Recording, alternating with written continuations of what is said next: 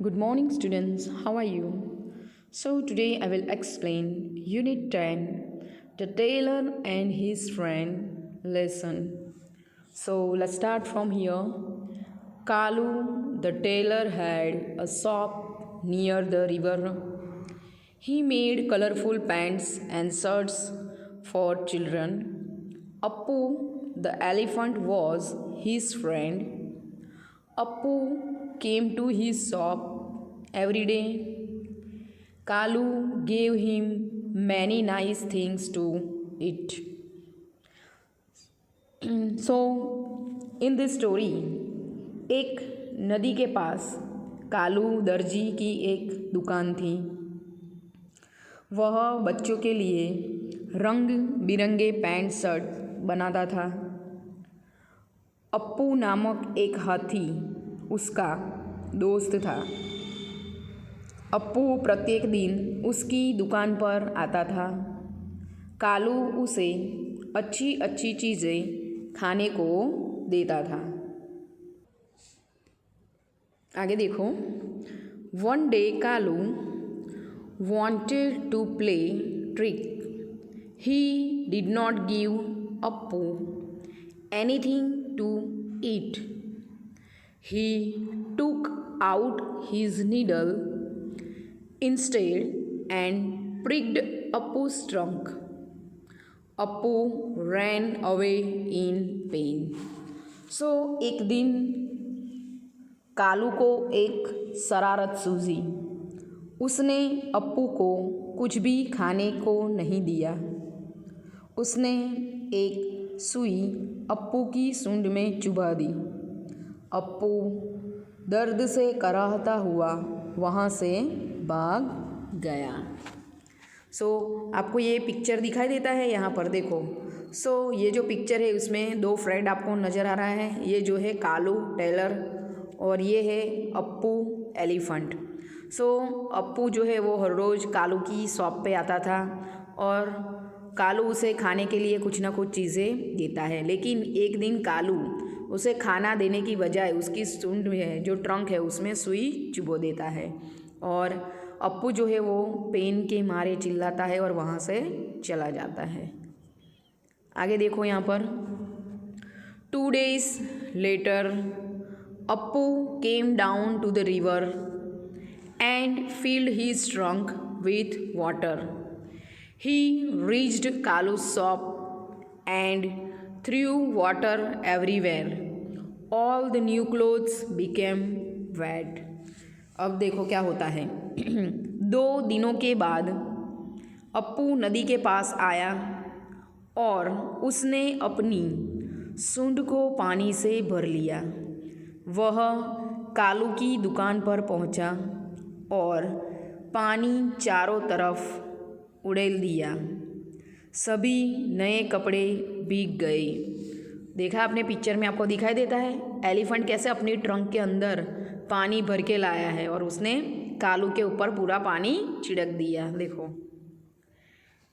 अब देखो क्या होता है आगे। Appu shook his trunk and said, "An elephant never forgets." Kalu said, "I am sorry, Appu. Let's be friends again." Kalu and Appu became good friends. अब देखो last में क्या होता है, दोनों फिर से फ्रेंड्स बन जाते हैं। अप्पू ने अपनी सूंड को हिलाया और कहा, "एक हाथी कभी भी नहीं भूलता।" कालू बोला, "मैं क्षमा चाहता हूँ।" अप्पू, "चलो दोबारा दोस्त बन जाते हैं।" कालू तथा अप्पू फिर से एक अच्छे दोस्त बन गए। Can you see in the last picture, आपको दिखाई देता है दोनों फिर से दोस्त बन गए हैं। ओके, ये लेसन से हमें यही सीख मिलती है, अगर आप किसी के साथ जैसा व्यवहार करेंगे दूसरा भी आपके साथ वैसा ही व्यवहार करेगा। ओके, किसी के साथ हमें बदसलूकी नहीं करनी चाहिए, अच्छे से पेश आना चाहिए। Okay, now look at here, exercise is here. The tailor had a shop near the river. Question है यहाँ पर, where is your house? Answer लिखा है my house is near. So आपका हाउस कहाँ पर है तो वो लिखना है। नियर रिवर है तो नियर रिवर लिखना है। फिर नियर टेम्पल है तो नियर टेम्पल लिखना है आपको। फिर नियर माउंटेन है तो नियर माउंटेन लिखना है। Okay, so I am writing here near fun cinema. Okay, so आपको जो आंसर लिखना है आप लिख सकते हैं। ओके, नेक्स्ट आगे देखो। Make some more sentences like the above beginning with words like. तो नीचे यहाँ पर जो सेंटेंसेस दिए गए हैं, वर्ड्स दिए हैं, उसी का यूज़ करके आपको सेंटेंस कंप्लीट करना है। माई स्कूल सेंटेंस इनकम्प्लीट है, हमें कंप्लीट करना है। तो आपकी स्कूल किसके बाजू में है तो आपको वो लिखना है। My school is near a bank. मैंने ऐसे लिखा है, लेकिन आपको कुछ और लिखना है तो भी आप लिख सकते हैं। My school is near a bank. Next देखो आगे, my friends house. So my friends house is near NEAR near Karol Bagh KAROLBAGH।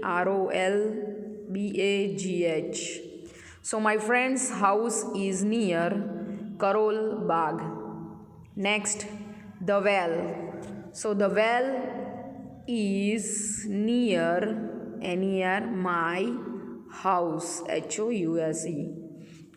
The well is near my house.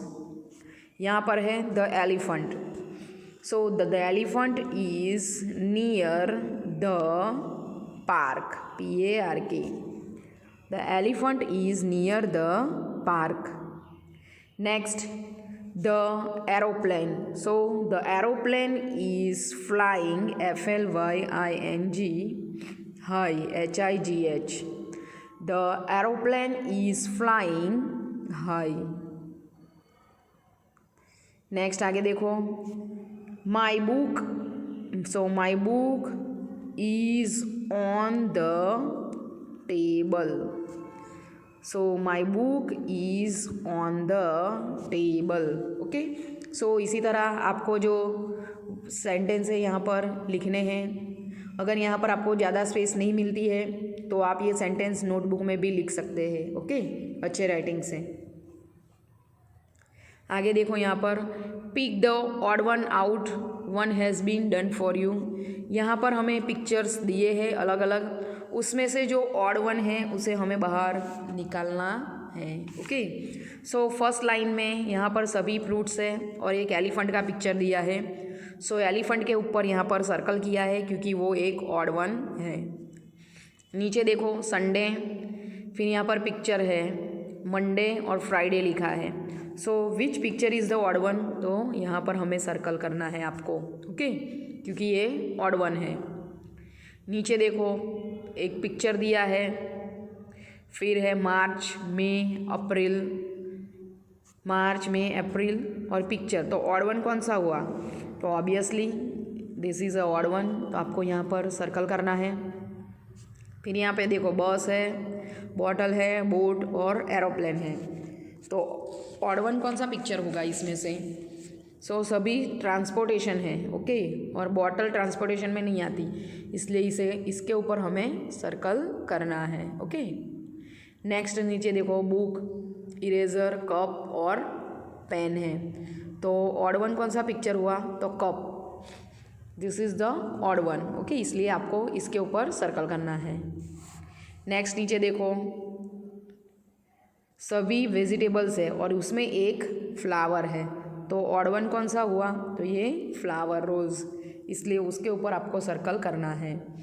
नीचे देखो यहाँ पर डॉक्टर, पोस्टमैन और टेलर का पिक्चर है और यहाँ पर टेबल है, सो टेबल इज़ ऑड वन, तो आपको सर्कल करना है टेबल के ऊपर। ओके, तो इसी तरह आपको ये एक्सरसाइज आपकी जो इंग्लिश की टेक्स्ट बुक है उसमें अच्छे राइटिंग से करनी है। ओके, और ये तो ऑलरेडी लिखा हुआ है इसलिए लिखने की तो कोई प्रॉब्लम ही नहीं है आपको, लेकिन जो सर्कल आप बनाएंगे वो थोड़ा ठीक से ड्रॉ करना। ओके, और सभी एक्सरसाइज आपको इसमें ही लिखनी है। Only question answer you have to write down in your English notebook, वो मैं आपको कल लिखवाऊँगी। ओके।